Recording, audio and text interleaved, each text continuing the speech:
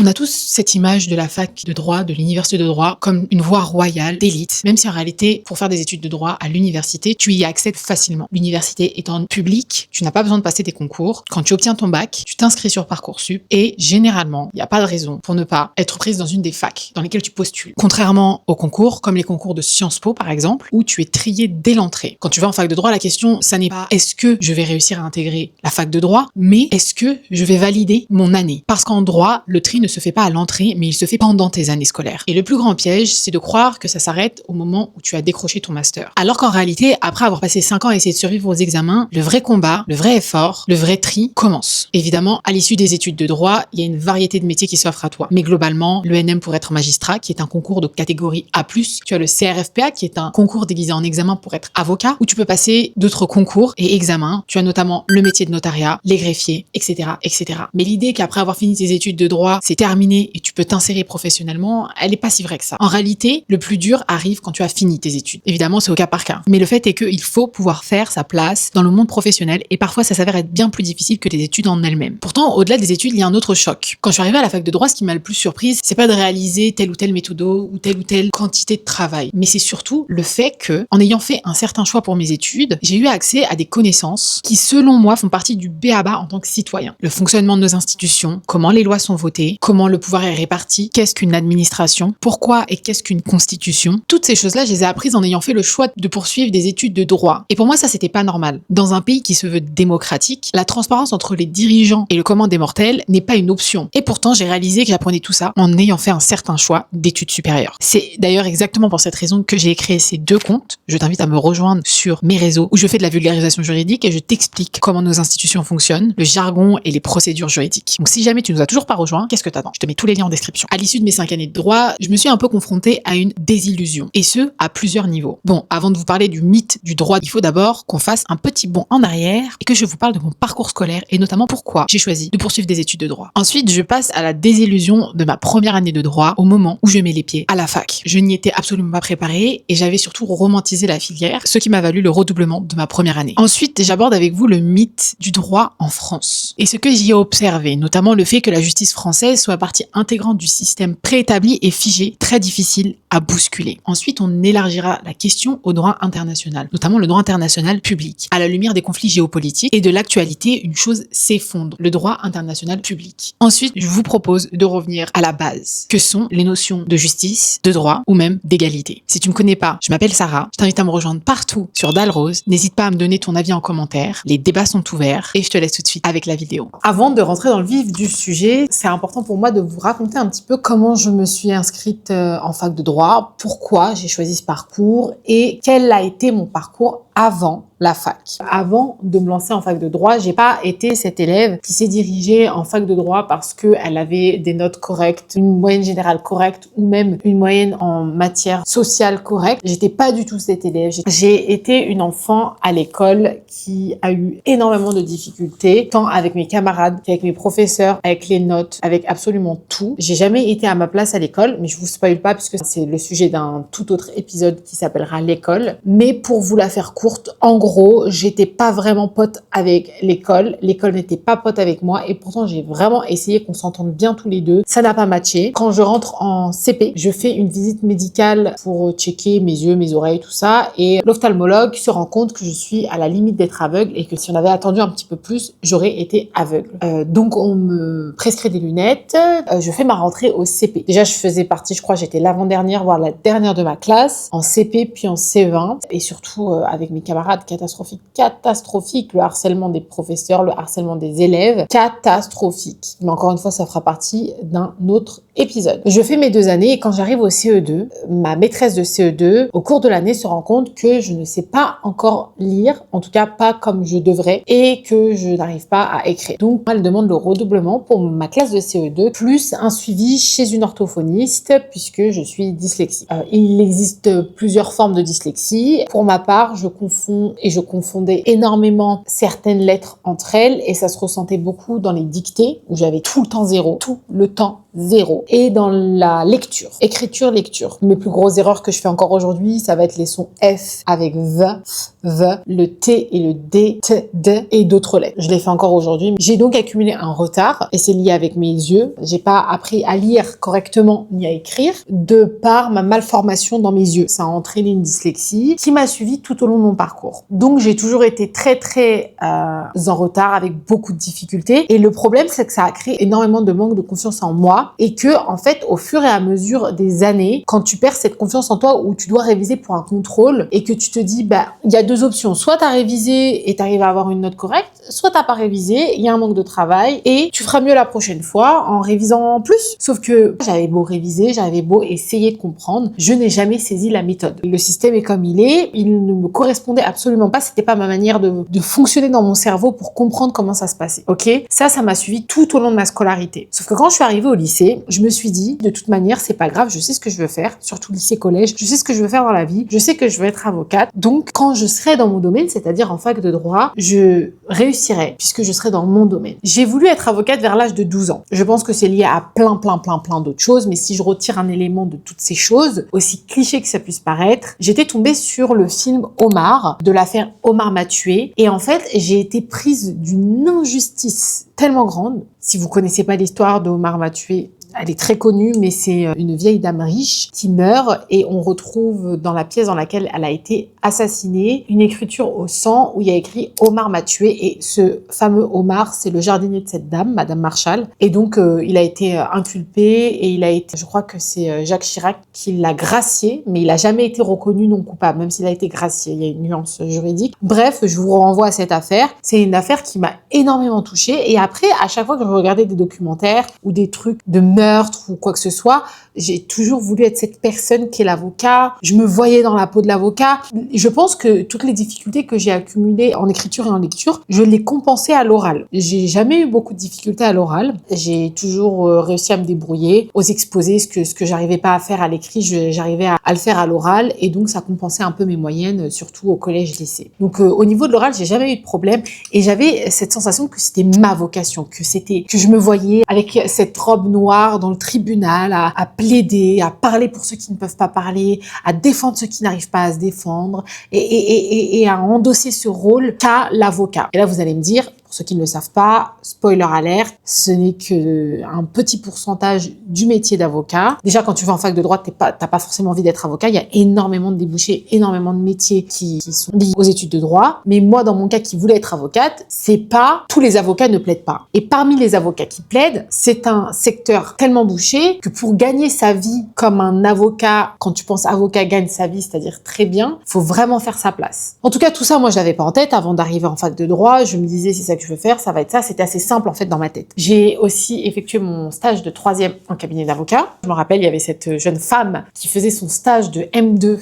donc de fin d'études dans ce cabinet. Et je l'avais regardé, je m'étais dit, mais waouh, c'est tellement ce que je veux faire. Mais c'est si loin. Et là, aujourd'hui, je vous parle, j'ai fini mes études. Donc c'est assez incroyable de voir comment le temps passe en réalité très rapidement. Après ce stage, ça confirme le fait que je veux être avocate. Je passe au lycée, je choisis la filière scientifique, j'obtiens mon bac et je m'en vais pour la fac de droit Toulouse Capitole. Je m'envole en intercité de nuit, Paris-Austerlitz, Toulouse-Matabio, avec cette romance sur la fac de droit, cette idée que j'allais intégrer un groupe de juristes, club des juristes, la confrérie des avocats, que j'allais régler le conflit israélo-palestinien, que j'allais changer le monde, que j'allais être la nouvelle Gisèle Halimi, tous ces modèles de grands ténors du barreau en tête en me disant c'est ça que je vais faire, je vais trouver mon bonheur dès la L1. Et je me confronte à une énorme désillusion totale pour plusieurs raisons. Déjà, la fac de droit, les gars, c'est la fac. Il y a fac avant droit. C'est plus la fac que le droit. En tout cas, je vous parle ici de mon expérience complètement personnelle. Moi, personnellement, ce que j'ai expérimenté, c'est un peu comme le lycée, c'est-à-dire, j'apprends mes cours, je passe mes examens et je passe à l'année suivante. On te demande pas de réfléchir à pourquoi cette loi a été instaurée, à pourquoi on a tel type de profils qui reviennent très souvent au tribunal pour tel type d'infraction, comment est-ce qu'on peut faire pour régler les problématiques liées au secteur en crise de la justice. On ne te pousse pas à réfléchir. Et d'ailleurs, en L1, il y a cette question, qu'est-ce que le droit? Dans tous les cours d'introduction au droit, on te pose la question, qu'est-ce que le droit? Le droit est une science sociale comme la théologie, l'histoire, la politique, la sociologie, l'économie. C'est une règle que si tu ne suis pas, elle est assortie d'une sanction. Vous avez une tonne de définitions. Et en fait, dès les premiers cours d'introduction au droit, on te dit, voilà la couleur. T'apprends, tu recraches. Et je me souviens que les premiers partiels, je me suis chiée dessus comme pratiquement tous les élèves, et ce pour plusieurs semestres après, j'avais l'impression que, vas-y, j'étais devant ma copie, un peu comme en philo, peut-être que je me trompe parce que je suis jamais allée en philo, mais hop, j'y vais, je raconte, je dis, je vais montrer au prof ce que je sais, je vais montrer au prof ma manière de raisonner. Et je me suis tapé des notes, les gars. Moi, je croyais que je dette ça, j'étais en mode, mais je dette ça là sur ma copie. Je me suis tapé des notes catastrophiques. T'as des 4, des 2, mais ça c'est absolument normal, surtout quand tu commences en fac de droit. Et là, j'ai compris qu'en fait, c'est pas du tout ce qu'on attendait de moi. On n'attend pas que je te fasse une lecture analytique de tel article du code civil. On te demande pas de venir nous parler de tel problème social que tu peux régler avec telle loi, que tu peux instaurer de telle ou telle manière. On te demande pas de revoir le budget de telle ou telle administration. Non, on te demande d'apprendre comment le budget est réparti, comment la politique est appliquée, comment ce article est appliqué à tel fait. On te demande d'être une machine. Il faut être bête. Ok, on te demande pas d'être intelligent, on te demande d'apprendre, de recracher. Par contre, gros mythe, il s'agit pas d'apprendre les lois par cœur. Si tu veux réussir en fac de droit, c'est 80 voire 90% de méthodologie. Tu veux réussir en droit, tu apprends la manière de répondre aux exercices, la méthodologie. Globalement, tu as 3 exercices juridiques, en tout cas en licence, dissertation, cas pratique, commentaire d'arrêt. Tu apprends comment on fait et tu les fais encore et encore. Tu t'entraînes, tu as des notes, tu passes aux années suivantes. Et ce qu'on m'avait dit, c'est t'inquiète, c'est la licence, on va vous trier. Mais après, tu passes en master, tu choisis ta spécialité, tu t'éclates un peu plus, tu es plus en comité restreint. Encore une fois, ça n'est que mon expérience personnelle, ça n'est absolument pas ce que j'ai vécu. Déjà parce qu'avec toutes les réformes et bien d'autres raisons, pour avoir un master, c'est de plus en plus galère. Pour avoir un master qui te plaît, c'est encore plus galère. Et surtout, il y a une différence entre ce que le master te propose sur le papier et comment tu le vis en réalité. Parce qu'il y a des masters, tu les lis, tu te dis, mais waouh, c'est ça que je veux faire. T'as l'impression que tu vas intercepter des plus gros trafics de drogue en Amérique latine. Pas du tout, les gars. Pas du tout. T'arrives, t'apprends un cours. C'est chiant à mourir. T'es en amphi ou en classe pendant 2 heures. Tu tapes ton cours. C'est limite un peu gênant si t'as des questions en plein milieu du cours. Pour moi, c'était ennuyeux, les gars. Donc, je passe ces années en pensant que l'année d'après va être meilleure. J'ai fait donc ma L1, je redouble. C'était l'année du Covid. Je valide mon premier semestre, je redouble mon second semestre. Je remonte donc en Normandie toute l'année puisque je dois retaper le deuxième. Donc, j'attends le deuxième semestre de l'année d'après pour redescendre à Toulouse, le passer, je le valide. Je passe en L2. On est un peu plus déconfiné. On peut aller à la fac, c'est en hybride, mais je le vis mal. Il y a des cours que je kiffe, mais ça dépend du prof que t'as. Je me rappelle en droit civil, j'avais un prof incroyable, prof de faculté. Il venait costume 3 pièces avec sa robe de professeur de droit. J'étais passionnée par la manière dont il transmettait son cours. Mais alors tu me mets le même cours avec quelqu'un qui a bien moins de prestance, très très compliqué. Mais globalement, il y avait des cours très intéressants. C'est le genre de cours ou de prof qui te dit vas-y, continue, t'es sur la bonne voie. Mais si je regarde globalité toutes ces années, c'est beaucoup de scolaires qui en ressort. Ou tu recraches ta méthode et tu passes à l'année suivante. Ensuite en L3, je fais un Erasmus, ça fera l'objet d'un autre épisode. Je vais à l'université de Istanbul à Galatasaray, c'est bien moins scolaire, je m'éclate, je voyage partout, je reviens. Je m'inscris donc en M1 et je suis prise en Master 1 de droit public, sécurité, défense à l'université de Toulon. C'est un master que je voulais avant mon Erasmus, mais que j'étais plus trop chaude pour ce master après mon Erasmus, puisque j'avais eu une expérience assez internationale et je voulais rester sur de l'international. Sauf que j'ai pas été prise, mais j'étais pas mécontente non plus, c'était un master que je voulais avant, donc yallah comme ils disent. Je m'envole normalement pour 2 ans à l'université de Toulon. Comment vous dire? C'est une petite faculté, je m'ennuie, c'est du droit public. On revoit en fait toutes les bases du droit public qu'on a vu parce que comme on vient tous d'universités différentes, parce que j'avais pas choisi ces matières, je n'avais jamais eu TD en matière publique, jamais. Donc on a revu certaines bases, mais c'était vraiment boring pour moi. Tu vas en cours, tu tapes, tu recraches et voilà. La guerre éclate à Gaza. Et en fait, je suis très démoralisée. À chaque fois qu'il se passe un truc dans le monde, je me sens très démoralisée parce que je me dis, en fait, moi, je me suis engagée en études de droit et en fac de droit pour rendre la société meilleure, pour analyser, pour répondre à des questions dans une société malade, pour participer à des changements. Et c'est ça que je voulais. Et en fait, à chaque fois qu'il se passait quelque chose, que ce soit à petite ou grande échelle, ça me démotivait tellement que je me disais, mais à quoi ça sert? On a eu le confinement avec le Covid. Après, t'as eu les multiples guerres, toutes les crises qui s'en est suivies, les gilets jaunes. Et tu te dis, mais merde, j'ai tellement d'ambition pour faire partie du changement que je ne peux pas être inutile. Je dois être utile. Et pour moi, personnellement, la seule manière d'être le plus utile possible, c'était de passer par la case fac de droit. Mais malheureusement, le constat à l'issue de ces 5 ans est très différent de quand je suis arrivée avec mes ambitions de bisounours. Au fur et à mesure de tes années en fac de droit, on va te brider, on va te changer. Ceux qui en L1 voulaient faire du droit public, notamment du droit public international, après quand ils choisissent leur master, ils se disent bah non, moi je veux plus faire de droit public, il y a pas d'argent, les professions que tu aimes, soit c'est bouché, soit ça paye pas. Bah là, t'es en mode survie. Tu te dis, bah non, moi je vais choisir un truc qui me rapporte de l'argent. Tu choisis du privé, tu choisis les affaires. Et en fait, tes ambitions, elles se retournent autrement. Tu te dis, mais en fait, ce monde est tellement fucked up que ma seule issue, c'est de me sauver moi-même. Tu passes en mode survie et tu choisis des choses pour toi. Tu réfléchis plus à changer le monde ou à quoi que ce soit. Et je pense qu'il y a eu une énorme cassure avec les conflits internationaux de ces derniers mois et de ces dernières années parce que on assiste à un mythe, le mythe du droit. Et c'est de ça que je voulais vous parler. Le mythe, déjà, de la fac de droit en tant que système, on vient de le voir parce que la fac de droit, c'est d'abord la fac qui va te trier, mais qui va pas te rendre plus intellectuel, peut-être plus scolaire, peut-être avec plus de méthodos, peut-être avec plus de connaissances. Tu as des connaissances juridiques dans le sens où tu sais ce qu'il y a dans tel ou tel code, où tu sais comment répondre à telle ou telle problématique en fonction de la discipline juridique que tu as choisie, parce qu'il y a une tonne de disciplines en droit.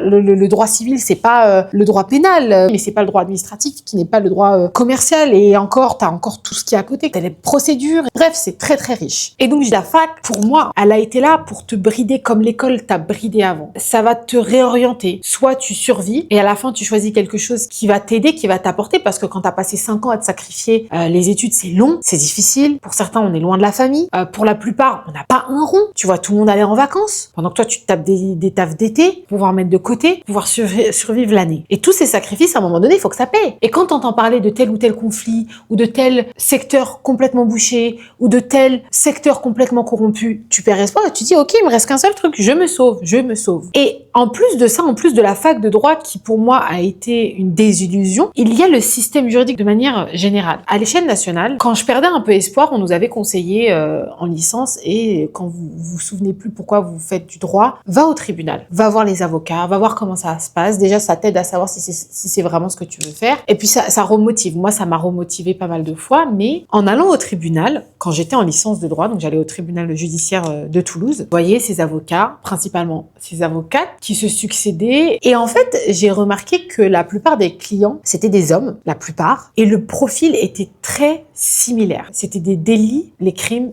c'est un autre niveau, c'est traité en cour criminelle. Et donc, quand je vais au tribunal, c'est très souvent les mêmes profils qui reviennent. C'est différent en cour criminelle, mais en tout cas, pour les délits, c'était ce que moi j'ai observé, des hommes qui étaient jugés pour le même type de délit. Donc, il y avait beaucoup de violences conjugales, de trafic de stupéfiants et aussi les délits routiers, avec pratiquement toujours derrière de la consommation d'alcool. Et là, je me suis fait la réflexion, je me suis dit, mais là, on a un problème où on voit le même type de profil, abus d'alcool, violence conjugale, pratiquement tout dans la même chose, tout dans la même chose. Ce que moi j'ai observé, c'était beaucoup d'avocates. Elles défendaient leurs clients comme, si je peux vous faire un parallèle, c'était très similaire à quand tu es en cours et que tu vois tes camarades passer au tableau pour un oral, ok? Bah, c'est ce que j'ai observé aussi au tribunal. Je vois ces avocates ou ces avocats qui se succèdent les uns après les autres et en gros qui récitent leur plaidoyer. En fait, quand tu passes la journée là-bas, c'est très mécanique. Ça va très vite, on n'a pas le temps. Très souvent, c'est des comparaisons immédiates, ça veut dire que la personne passe directement au tribunal et c'est tout le temps les mêmes profils. Et là, je me suis dit, mais attends, on a un problème qui est récurrent, c'est tout le temps la même chose. Et puis en plus de ça, je vais vous rajouter un autre problème. En France, nos prisons sont pleines. Et vous allez le voir, d'ailleurs, il va bientôt y avoir les présidentielles.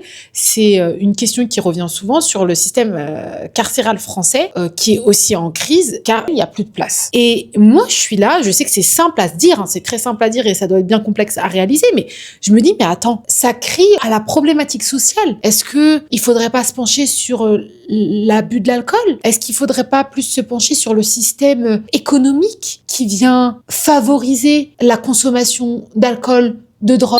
Enfin, ce que j'essaie de vous dire, c'est que si on s'arrêtait et qu'on essayait de régler les problématiques sociales, on arriverait à régler tellement d'autres problèmes. Par exemple, les places dans les prisons, les violences conjugales. Peut-être que si on réglait la problématique d'abus d'alcool, il y aurait moins de violences conjugales. Peut-être que si on réglait certaines problématiques liées à l'emploi, il y aurait moins de trafic de stupéfiants. Surtout quand ça vise une catégorie bien spécifique de profil. Et donc, encore une fois, là, j'ai perdu espoir parce que je me suis dit, ok, on me demande pas de réfléchir, on me demande simplement de suivre une formation, de passer des concours et de prendre la place de cet avocat qui va juste venir remplir un rôle dans un système qui est déjà préétabli, au lieu de venir le changer et de venir le réformer et d'essayer de répondre à des problématiques. Donc, là où ça aurait dû m'aider à avoir confiance et à être motivée pour l'avocature, ça a plus fait le contraire. Jusqu'au moment où une avocate, mon pote à Toulouse, qui va à la barre pour défendre son client, et même type d'avocate, et elles sont pas très, enfin, c'est pas pour critiquer, hein, mais si tu prends tous les avocats, il n'y en a pas beaucoup qui sont éloquents. Et ce jour-là, il y en avait une en particulier, tribunal de Toulouse, au moment, les gars, où elle ouvre la bouche, magnifique.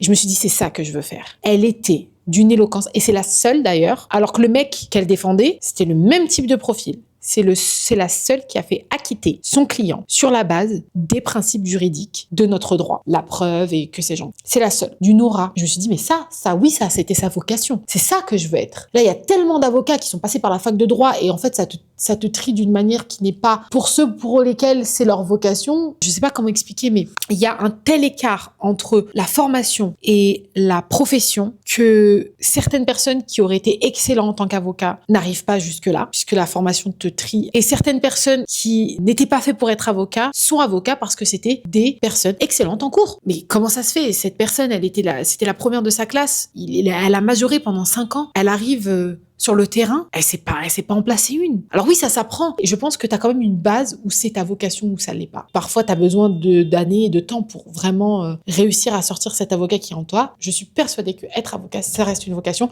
Et quand tu vas au tribunal, tu peux faire la différence entre les avocats pour lesquels c'était leur vocation et ceux qui récitent un cours finalement à la barre. Donc voilà, donc sur le plan national, local, j'ai un peu perdu espoir où je me suis dit en fait c'est un système où tu as les méchants soi-disant, alors qu'en fait c'est les malades, enfin c'est le résultat d'une société qu'on crée nous-mêmes. Et tant qu'on n'arrive pas à régler la problématique ou les problématiques dans le fond qui sont économiques avant tout et social, tu auras toujours le même modèle qui se répète encore et encore et encore. Et donc, je me suis dit, à quoi ça sert d'être avocate et surtout, à quoi ça sert de faire 5 ans de droit? Parce que quand je suis arrivée en M1 à Toulon, j'ai postulé à plusieurs tafs, fallait que je travaille, et j'ai eu une expérience de moins de 2 semaines en cabinet d'avocat où j'ai à moitié convaincu l'avocate de me prendre en tant que secrétaire juridique. Je me suis dit, c'est une super occasion pour moi de mettre à profit la théorie que j'ai appris à la fac en pratique, d'avoir un premier pas dans le monde juridique, et elle a fini par me virer d'une manière tellement sale. Je vous garde ça pour un autre podcast parce que je me suis fait tellement virer dans ma life que ça doit faire partie d'un épisode où je vous raconte tout ça. Mais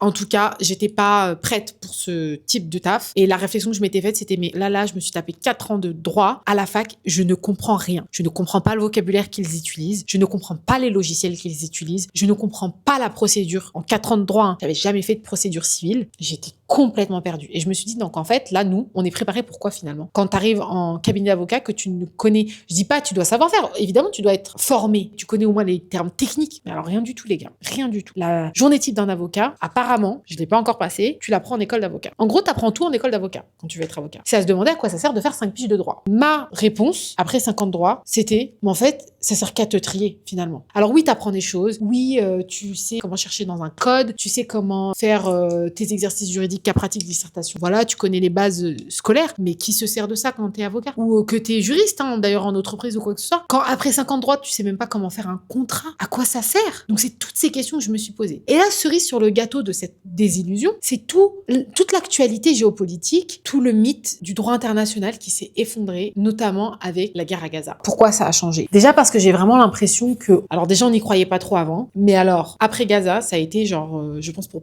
beaucoup de personnes, et surtout après Gaza et après l'affaire Epstein. Là, ça a été, tu te dis, mais en fait, ils se foutent de notre gueule. Le droit international public, c'est à la poubelle. Déjà, ça paie pas. Et en plus, non, c'est un mythe. Après la Seconde Guerre mondiale, les vainqueurs, c'est-à-dire les États-Unis et leurs alliés, créent un système, une institution du droit, des droits de l'homme et que sais-je, et ils vont se servir de tous ces principes juridiques, de justice, pour diriger le monde sous couvert de droit, d'égalité, de justice. Mais tout ça, ça va venir s'effondrer avec Gaza. On nous a menti. Et alors avec Epstein, mais là, pour moi, ça a été vraiment le truc, c'est tout simplement le soft power de l'Ouest. Ils se sont servis du droit en tant qu'institution pour dicter qui étaient les méchants de l'histoire, alors que dans les faits, la justice, finalement, on n'en a rien à faire. Le droit c'est une arme qui sert aux puissants à devenir encore plus puissants. Les États-Unis, le plan Marshall, créent l'Union européenne, grignotent du territoire européen, et plus tu grignotes du territoire européen, plus tu t'étends sur le plan économique. Et je vous défie, vous regardez sur tout, vous verrez, derrière, c'est de la thune et du pouvoir. De la thune et du pouvoir. Et même la manière dont mes cours ont été façonnés de droit international, ça a toujours été l'Ouest contre l'Est. L'Ouest contre l'Est. Les mots qui sont utilisés, certains sont plus péjoratifs quand on parle de telle personne, et c'est plus neutre quand on parle de tel clan, et c'est toujours Ouest-Est. Les bleus contre les rouges, les bleus contre les rouges. Tout le temps, tout le temps, tout le temps. Et j'en avais parlé dans mon crash test Chiglam. En gros, l'idée que j'ai essayé d'expliquer si elle est passée ou pas, c'était que la marque Shein, ça avait fait débat pour des raisons qui sont totalement entendables et réelles. Mais le problème, c'est que bien que pour Shein, on parle de fast fashion, que d'autres grandes enseignes américaines, on va pas peut-être parler de fast fashion, mais que ça pose problème seulement quand c'est un concurrent économique qui fait partie du clan adverse. Vous voyez ce que je veux dire? C'est-à-dire que on va venir crier à la morale, à la justice, seulement quand c'est pas nous. Nous, on va venir se cacher derrière les droits de l'homme, l'écologie. Et puis eux, ils savent pas ce que c'est eux. Eux, ce sont des dictateurs, ce sont des monstres. Et ok, la marque est controversée, la marque fait les choses mal et tout ce que vous voulez. On fait la même chose. Je veux dire, enfin, le capitalisme, tout n'est qu'une question de thune et de pouvoir. Et pour conclure, avant de rentrer en fac de droit, si je devais définir le droit, je dirais que c'est pas ce qui m'intéresse. Que le droit, c'est que un moyen pour la justice. Si je devais définir le droit, je dirais ça. Je dirais que c'est un moyen pour la justice. Et si je venais à définir la justice, je dirais que c'est pas du tout l'égalité. Et que justement, un des problèmes aussi se trouve dans le fait qu'on nous a fait croire que la justice et l'égalité, c'était la même chose. Et je me souviens qu'en terminale, en cours de philosophie, mon prof avait dessiné... Alors, je vais vous montrer. On va faire un schéma ensemble pour que ça ait plus de sens. Je vais m'aider de mon code pénal. 37 balles. Là, on a mon code avec une certaine épaisseur. On va prendre le deuxième code. Disons qu'ici, c'est la même épaisseur. Si je mets ces deux choses-là, ici, on a une égalité là. On est d'accord. Pourtant, si je mets le grand stylo avec le plus petit stabilo à côté, celui-ci reste plus grand. Or, si je viens rajouter en dessous de ce stabilo une autre épaisseur pour combler l'infériorité du stabilo, on est déjà mieux, ok? Mais c'est toujours pas ça. Alors, je vais en rajouter un. Là, on est plus ou moins égalité. Pour moi, c'est ça la justice. Là, on est juste, tandis que là, on est égal, mais on n'est pas juste. Parce que celui-ci reste plus grand que celui-ci. Alors que là, encore une fois, on vient combler cette injustice. Et donc, pour moi, l'égalité, c'est un mythe. Pourquoi? Parce que ça n'existe pas. On ne vit pas dans un monde égal. Certaines personnes sont plus fortes que d'autres et certaines personnes sont plus grandes que d'autres. Mais c'est pas grave parce que cette personne qui sera moins forte que l'autre, elle a quelque chose que l'autre n'a pas. Et dans des situations spécifiques, la justice, c'est justement ce devoir de venir combler une inégalité pour pouvoir jouer dans la même cour. Et d'ailleurs, l'allégorie de la justice, c'est quoi? C'est la balance. Et dans une balance, il faut que le poids de droite soit égal au poids de gauche. Et si un est plus lourd que l'autre, alors on vient compenser. Soit on retire, soit on rajoute pour justement l'égalité. L'égalité, c'est pas, oh, de toute manière, les deux, c'est la même chose. Là, on est face à deux choses complètement pareilles et on a besoin de rien. Il y a rien à corriger ici. Mais le monde dans lequel on vit, c'est un monde imparfait qui nécessite justement des corrections constantes. Si ce que je dis, on l'applique à la société, ça va nécessiter ce genre de choses. Et d'ailleurs, je pense que c'est pour ça que le féminisme européen, ça ne fonctionne pas. Parce qu'on vient nous dire, oui, on est égaux. Mais personne n'est égal à personne. Même en droit, on est égaux en droit. Vous allez me dire, oui, mais de toute façon, on parlait du droit, on est égaux en droit. Mais c'est faux. Nous ne sommes pas égaux en droit, nous ne l'avons jamais été. Celui qui a les moyens de se payer le meilleur avocat a plus de chances de s'en sortir que celui qui n'a pas les moyens de se payer un avocat du tout. Celui qui a étudié et qui sait comment le droit et le système fonctionnent a bien plus de chances de survie dans une société que celui qui n'a aucune idée de comment ça fonctionne. Nous n'avons jamais été égaux en droit. Et la justice, c'est de venir réparer ces inégalités, essayer de les combler. Et donc, je vous disais, le féminisme occidental, c'est pour ça qu'il ne fonctionne pas. Parce qu'on veut venir forcer une égalité qui, en réalité, est basée sur quoi? Sur une différence. Mais nous sommes différents. L'homme va avoir des forces que la femme, de manière générale, je te prends pas un cas particulier, parce que si je te prends un cas particulier, oui, évidemment, il y a des femmes qui sont bien plus fortes que des hommes physiquement. Mais de manière générale, la femme a des forces physiques. Sa force physique se trouve ailleurs que là où se trouve la force physique de l'homme. Et au lieu de venir essayer de rendre les gens égaux à tout prix, puisque c'est pas possible, tu vas pas rendre quelqu'un petit, grand. Comment tu vas le rendre grand? Tu peux pas.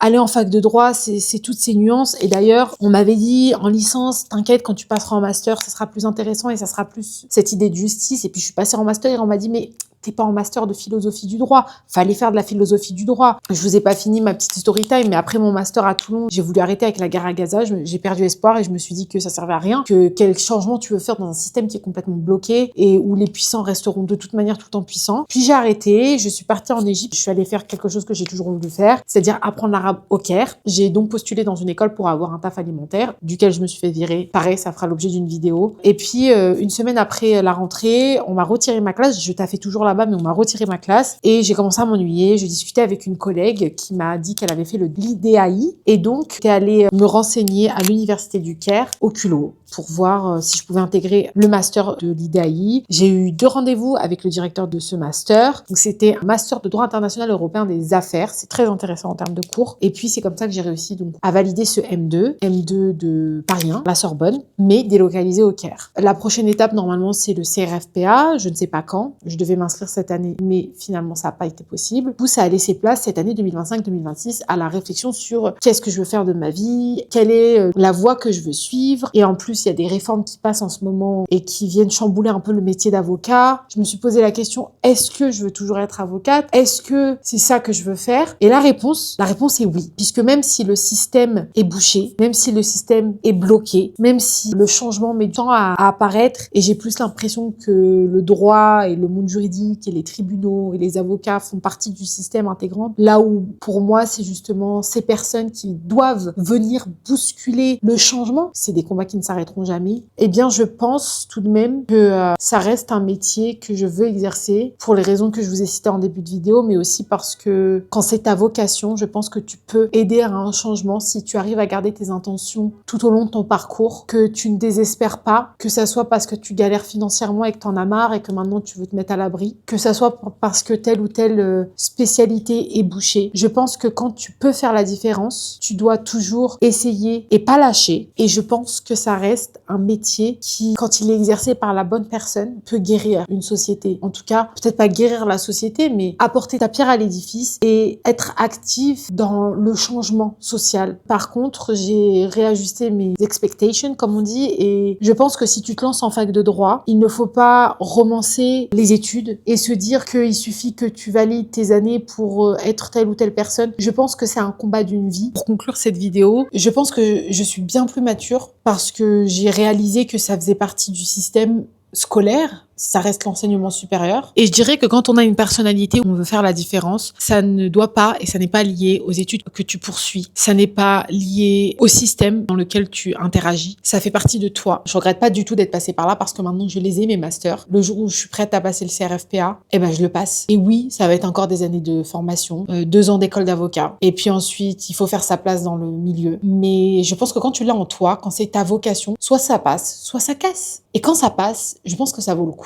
Ça vaut le coup d'atteindre des positions où même si tu changes la société pour quelque chose de meilleur, même à 1%, je pense que ça doit être incroyable de ressentir ce sentiment. Tu te dis, mais j'ai aidé telle personne. Mais par contre, on va nous apprendre à la fac que c'est comme ça et pas autrement, mais il faut pas oublier que le code pénal d'aujourd'hui, c'est pas le même que le siècle dernier et que si on lisait le code pénal du siècle dernier, on hallucinerait. Le droit doit changer. La notion de justice, c'est quelque chose qui bouge. C'est pas quelque chose de constant. C'est du cas par cas et c'est du société par société et c'est en fonction de l'économie, c'est en fonction de tellement de choses qu'on peut pas se contenter d'appliquer bêtement et on peut pas se contenter de suivre bêtement et de dire bah écoutez c'est le droit. Non, je vois le métier d'avocat comme un métier qui bouscule ce qui est normal, ce qui est légal. La question à se poser, c'est pas qu'est-ce qui est légal, c'est qu'est-ce qui est juste. Et si le légal n'est pas juste, alors il faut le changer. Et si tu commences tes études avec cette intention, ne change pas. Parce que la société a besoin de toi pour pouvoir créer un monde meilleur pour demain. Sinon, ça sert à rien. Donc voilà, j'espère que cette vidéo vous aura plu. C'est une vidéo que je voulais faire. Je suis partie un peu en live devant ma caméra. J'espère que j'ai pas été trop longue. On se retrouvera dans une nouvelle vidéo avec un nouveau thème. J'aimerais aborder l'école avec. N'hésite pas à me laisser ton commentaire, à liker cette vidéo, à l'envoyer à quelqu'un qui souhaite aller en fac de droit. J'espère que je vous ai pas trop démotivé. Et puis si je peux te donner un conseil pour rester un peu motivé à la fac, inscris-toi, va dans des associations étudiantes où tu pourras faire des simulations du Parlement, où tu pourras faire des concours d'éloquence. Voilà. Et je vous fais plein de bisous.